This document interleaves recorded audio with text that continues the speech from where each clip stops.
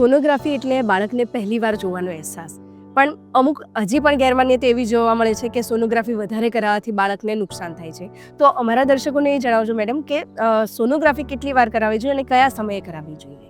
જ્યારે પણ સોનોગ્રાફીની વાત આવે ને ત્યારે પેશન્ટ અને ખાસ કરીને તો ફેમિલી ડૉક્ટર વારંવાર સોનોગ્રાફી કરાવવી જરૂરી છે. સોનોગ્રાફી કેટલી વાર કરાવવી જોઈએ, આજના જમાનામાં પણ આ સવાલ પૂછતા હોય છે.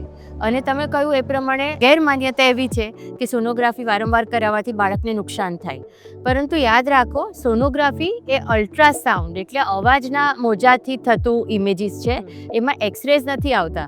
એટલે રોજ સોનોગ્રાફી થાય ને તો પણ બાળકને નુકસાન ન થાય. સામાન્ય રીતે જે સામાન્ય પ્રેગ્નન્સી હોય છે અનકોમ્પ્લિકેટેડ પ્રેગ્નન્સી, તો તેમાં ટોટલ 9 મહિનામાં 4 થી 5 વખત સોનોગ્રાફી કરાવવી પડે.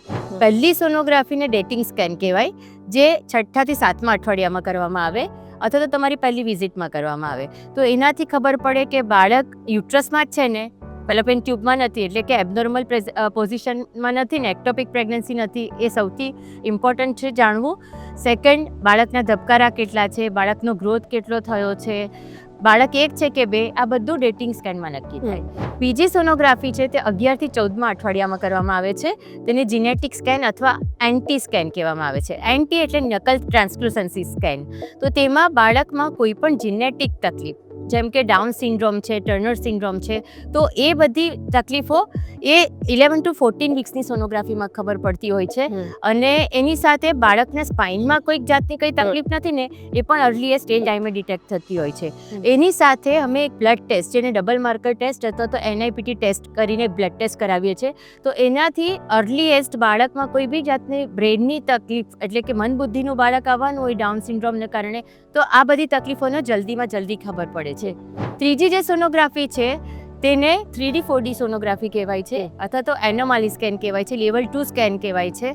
તો આ સોનોગ્રાફી માનો ને બાળકનું પહેલું સેલ્ફી ઇમેજ છે કે એનાથી બાળક એક્ઝેક્ટ જેવું હોય ને તેનો ખ્યાલ આવે છે. બાળક લગભગ 18 થી 22મા અઠવાડિયે આખું બચ્ચું બની ગયું હોય, ઘણા બધો શેપ આવી ગયો હોય, એટલે એના હોઠ કપાયેલા નથી, એની આંગળીઓ કેટલી છે, રિતિક રોશનની જેમ 6 આંગળીઓ નથી ને, હાર્ટમાં કોઈ જાતની કોઈ તકલીફ નથી ને, તો આ બધો ખ્યાલ એનાથી આવે છે. અને ખાસ કરીને જ્યારે બાળકમાં કોઈ જીનેટિક હાર્ટનો પ્રોબ્લેમ આવવાની તકલીફ હોય ને, તો ત્યારે 22 થી 24 અઠવાડિયે ડૉક્ટર ફિટલ ઇકો પણ કરી શકે છે આ ટાઈમે.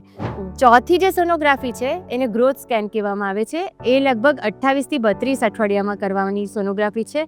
એનાથી બાળકની પોઝિશન, બાળકની આજુબાજુનું પાણી અને કલર ડોપલર એટલે બાળકને બ્લડ સપ્લાય કેવો મળે છે, બાળકનો ગ્રોથ કેટલો થાય છે, તો આ બધી વસ્તુઓ ગ્રોથ સ્કેનથી ખબર પડે છે. અને જો જરૂર હોય તો 36 અઠવાડિયા પછી એક સોનોગ્રાફી જે ફાઇનલ સોનોગ્રાફી કહેવાય, તેનાથી બાળકનું એક્ઝેક્ટ ડિલિવરી ટાઈમે વજન કેટલું આવશે, બાળકની આજુબાજુ કોર્ડ અરાઉન્ડ નેક હોય તો શું કાળજી રાખવાની છે ડિલિવરી વખતે, બાળકનું પ્રેઝન્ટેશન, બાળક ઉલટું છે, આડું છે કે નોર્મલ પોઝિશનમાં છે.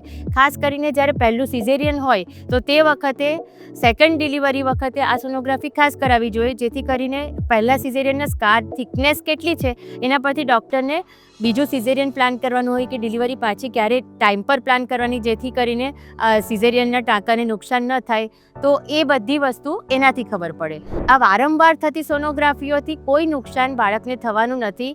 એનાથી તમારા બાળકનો ઓવરઓલ ગ્રોથ ખબર પડવાનો છે અને તમારી ડિલિવરીની સેફટી નક્કી થવાની છે.